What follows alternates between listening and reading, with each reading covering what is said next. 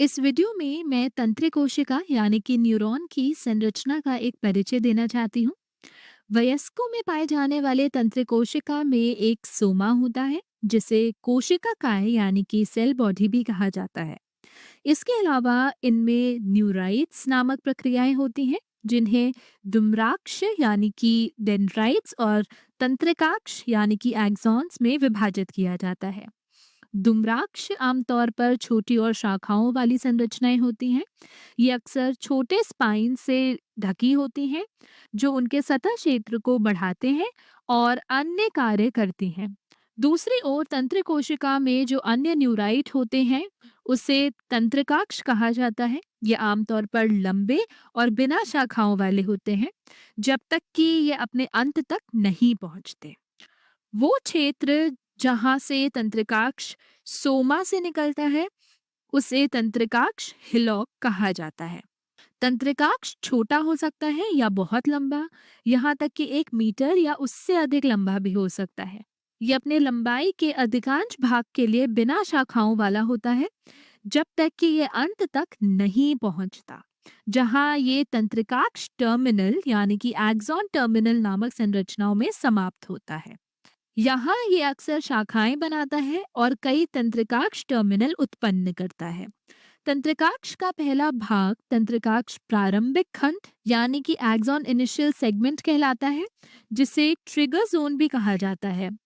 हम अगले वीडियो में इसके महत्व के बारे में और जानेंगे। तंत्रिकाक्ष इतने लंबे हो सकते हैं कि इनमें सोमा से लेकर तंत्रिकाक्ष टर्मिनल्स तक और वापस पदार्थों को परिवहन करने वाली प्रणालियों पर निर्भर रहना पड़ता है। इन पदार्थों को दोनों दिशाओं में ले जाया जाना आवश्यक है और तंत्रिकाक्ष इन प्रणालियों पर निर्भर करता है। बड़े तंत्रिकाक्ष आमतौर पर माइलिन नामक सामग्री की एक परत से ढके होते हैं और जिन तंत्रिकाक्ष में माइलिन आवरण यानी कि माइलिन शीथ होती है उनमें रैनवियर के नोड यानी कि नोड्स ऑफ रैनवियर नामक छोटे अंतराल होते हैं। ये छोटे छोटे खंड माइलिन आवरण के हैं और जो अंतराल नियमित रूप से इन परतों को बाधित करते हैं उन्हें रैनवियर के नोड कहा जाता है। तंत्रिकाक्ष टर्मिनल तंत्र कोशिका के लक्ष्य कोशिकाओं के बहुत करीब आ जाते हैं। ये लक्ष्य कोशिकाएं किसी अन्य तंत्र कोशिका की हो सकती हैं। वो मांसपेशी कोशिकाएं हो सकती हैं या वो ग्रंथि कोशिकाएं हो सकती हैं। कुछ तंत्र कोशिकाओं में यहाँ तक कि ऐसे तंत्रिकाक्ष होते हैं जो केशिका यानी कि कैपिलरीज पर समाप्त होते हैं ताकि वो हार्मोन नामक पदार्थों को रक्त प्रवाह में स्रावित कर सके। ये स्थान जहाँ तंत्रिकाक्ष टर्मिनल लक्ष्य कोशिका को लगभग छूता है उसे साइनैप्स कहा जाता है। ये एक तंत्र कोशिका की सामान्य संरचना है, लेकिन तंत्र कोशिका के कई संरचनात्मक प्रकार हैं जिनमें से प्रत्येक को आगे उप प्रकारों में विभाजित किया जा सकता है। तो आइए तंत्र कोशिका के संरचनात्मक प्रकारों की कुछ प्रमुख श्रेणियों पर चर्चा करें। केंद्रीय तंत्रिका तंत्र यानी कि सेंट्रल नर्वस सिस्टम में तंत्र कोशिका की शुरुआत न्यूरल स्टेम कोशिकाओं के रूप में होती है जो केंद्रीय तंत्रिका तंत्र के अधिकांश कोशिका प्रकारों में बदल जाती हैं और ये न्यूरल स्टेम कोशिकाएं फिर न्यूरोब्लास्ट नामक कोशिकाओं में बदल जाते हैं। यहाँ विवरण के बारे में चिंता ना करें क्योंकि हम तंत्रिका तंत्र के विकास पर अन्य वीडियो में अधिक गहराई में चर्चा करेंगे। लेकिन न्यूरल स्टेम कोशिकाएं और न्यूरोब्लास्ट काफी समान दिखते हैं। वो मूल रूप से बिना किसी प्रक्रियाओं वाले आकारहीन कोशिकाएं होती हैं। न्यूरल स्टेम कोशिकाएं केंद्रीय तंत्रिका तंत्र की लगभग किसी भी तंत्रिका कोशिका में परिवर्तित हो सकती हैं, जबकि न्यूरोब्लास्ट केवल तंत्र कोशिका में परिवर्तित हो सकते हैं।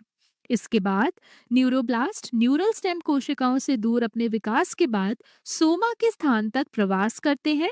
फिर न्यूरोब्लास्ट एक प्रक्रिया बढ़ाते हैं जिसे तंत्रिकाक्ष यानी कि एक्सॉन कहा जाता है, जो इनके लक्ष्य कोशिका की ओर बढ़ता है और उस तंत्रिकाक्ष का सिरा ग्रोथ कोन नामक संरचना से ढका होता है। तंत्रिकाक्ष ग्रोथ कोन पर्यावरण में मार्गदर्शन संकेतों का अनुसरण करता है जब तक कि वो तंत्रिक कोशिका की लक्ष्य कोशिका तक ना पहुंच जाए। एक समान प्रक्रिया परिधीय तंत्रिका तंत्र के तंत्रिक कोशिका के लिए भी होती है, लेकिन उन तंत्रिक कोशिका के लिए मूल और प्रवासी कोशिकाएं न्यूरल क्रेस्ट कोशिकाएं होती हैं, ना कि न्यूरल स्टेम कोशिकाएं और न्यूरोब्लास्ट। इस अवस्था में तंत्रिक कोशिका में केवल एक प्रक्रिया होती है, जो कि तंत्रिकाक्ष है। इसलिए इन्हें अब एक ध्रुवीय तंत्रिक कोशिका यानी कि यूनिपोलर न्यूरॉन कहा जाता है। ये तंत्रिक कोशिका का संरचनात्मक प्रकार है, क्योंकि कोशिका में केवल एक ध्रुव यानी कि पोल होता है, जो इस अन्यथा आकारहीन कोशिका को दिशा की भावना देता है। एक ध्रुवीय तंत्रिक कोशिका मनुष्यों में मुख्य रूप से विकास के दौरान पाए जाते हैं।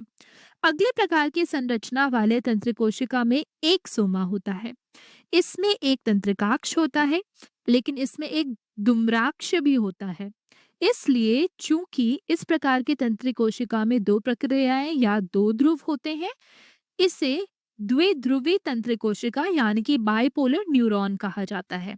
अगले संरचनात्मक प्रकार के तंत्रिक कोशिका में भी एक सोमा होता है, जैसा कि अन्य में होता है, और एक तंत्रिकाक्ष होता है, लेकिन इसमें कई द्रुम्राक्ष होते हैं।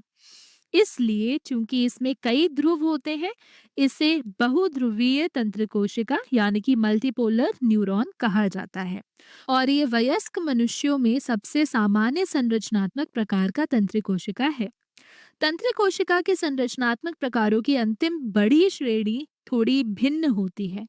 इसमें अन्य सभी की तरह एक सोमा होता है, और फिर इसमें एक छोटी प्रक्रिया होती है जो सोमा से बाहर आती है और फिर दो लंबे प्रक्रियाओं में विभाजित हो जाती है, जो अलग अलग दिशाओं में जाते हैं। और यहाँ दो तंत्रिकाक्ष हैं। वो तंत्रिकाक्ष जो परिधि से सूचना ले रहा है, उसे परिधीय तंत्रिकाक्ष कहा जाता है, और वो तंत्रिकाक्ष जो केंद्रीय तंत्रिका तंत्र में सूचना ले रहा है, उसे केंद्रीय तंत्रिकाक्ष कहा जाता है। परिधीय तंत्रिकाक्ष का अंतिम सिरा बहुत हद तक दुम्राक्ष की तरह कार्य करता है, जैसा कि तंत्रिक कोशिका के अन्य संरचनात्मक प्रकारों में होता है। हम अगले वीडियो में दुम्राक्ष और तंत्रिकाक्ष के कार्यों पर चर्चा शुरू करेंगे, और फिर परिधीय तंत्रिकाक्ष का वो भाग जो अंत के पास है, तंत्रिकाक्ष प्रारंभिक खंड कहलाता है, जो ट्रिगर जोन के रूप में कार्य करता है। और जैसे इन तंत्रिक कोशिका में ये ट्रिगर जोन है, और फिर तंत्रिकाक्ष के अंत में तंत्रिकाक्ष टर्मिनल होते हैं, इसी प्रकार इस प्रकार के तंत्रिक कोशिका में तंत्रिकाक्ष का ट्रिगर जोन यही होता है, और फिर तंत्रिकाक्ष टर्मिनल केंद्रीय तंत्रिकाक्ष के इस सिरे पर होते हैं। इस प्रकार के तंत्रिक कोशिका का एक बड़ा, लंबा और रोचक नाम है। इसे छद्म एक ध्रुवीय तंत्रिक कोशिका यानी कि स्यूडो यूनिपोलर न्यूरॉन कहा जाता है। और इसका कारण ये है कि ये एक ध्रुवीय तंत्रिक कोशिका की तरह ही है, जिसमें सोमा से केवल एक प्रक्रिया निकलती है, लेकिन ये छोटी प्रक्रिया तुरंत ही इन दो लंबे तंत्रिकाक्ष में विभाजित हो जाती है। इसलिए इसका आकार वास्तव में एक ध्रुवीय तंत्रिक कोशिका से भिन्न होता है।